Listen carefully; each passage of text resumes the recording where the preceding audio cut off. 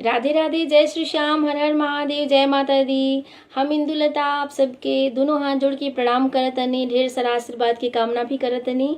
और एगो गीत लेके आयल बनी, कुछ त्रुटि हो जाए तो ओकरा खातिर हम क्षमा चाहतनी आप लोग से। ये गीत तो समय के बाद जब एक जानी नदी नहाए जात रही और उनकर करधन गिर गइल बा, पानी में नइखे मिलल, और आयल बड़ी अपने सैया जी से, देखी कैसे रो रो के कहतरी। कि रात सुसुकेली धनिया पलानी में, हो रात सुसुकेली धनिया पलानी में, कर धनिया हेरा गइल पानी में, हो कर धनिया हेरा गइल पानी में। कि रात सुसुकेली धनिया पलानी में, रात सुसुकेली धनिया पलानी में, कर धनिया हेरा गइल पानी में, हो कर धनिया हेरा गइल पानी में।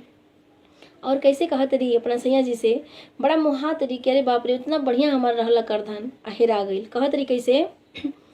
कि रहे पुरन की असली चानी, ऊपर से सोना के पानी, रहे पुरन की असली चानी, ऊपर से सोना के पानी, बलिया से गढ़वले रहनी, बलिया से गढ़वले रहली, बलिया से गढ़वले रहनी, तो ओकर जोड़ा न मिले दुकानी में, तो ओकर जोड़ा न मिले दुकानी में, कर धनिया हेरा गइल पानी में, हो कर धनिया हेरा गइल पानी में। और फिर देखिए आगे अपने सैया जी से क्या कहत रही, सोचत रही मन में कि डाढ़ हो गइल नदी में नहाइल, कहत रही कि बड़ा बुरा हो गइल नदी में नहाइल, कि डाढ़ हो गइल नदी में नहाइल, डाढ़ से कर धन कहवा हेराइल, और डाढ़ हो गइल नदी में नहाइल, डाढ़ से कर धन कहवा हेराइल, डाढ़ जमनी है त का हम देहब, और डाढ़ जे मंगी है त का हम देहब, डाढ़ जे मंगी है त का हम देहब। काहे से कि डेरा तरी केहू के दिहल रहे के कर कि रहले जीजा जी दिहले निशानी में, हो रहले जीजा जी दिहले निशानी में, कर धनिया हेरा गइल पानी में, हो कर धनिया हेरा गइल पानी में।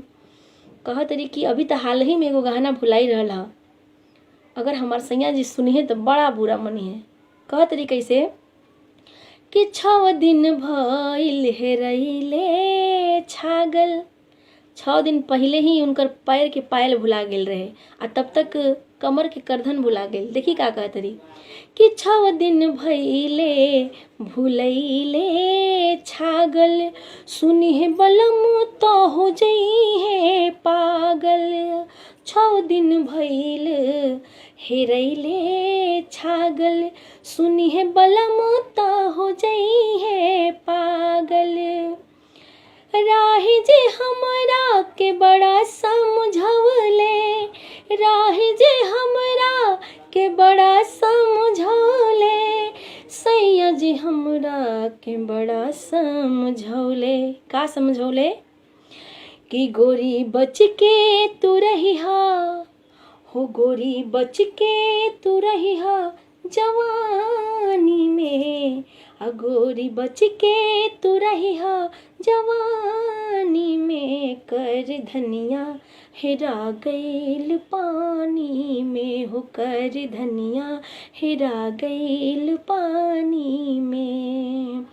कि रात सुसुकेल धनिया पलानी में, रात सुसुकेल धनिया पलानी में, कर धनिया हेरा गईल पानी में हो कर धनिया हेरा गईल पानी में,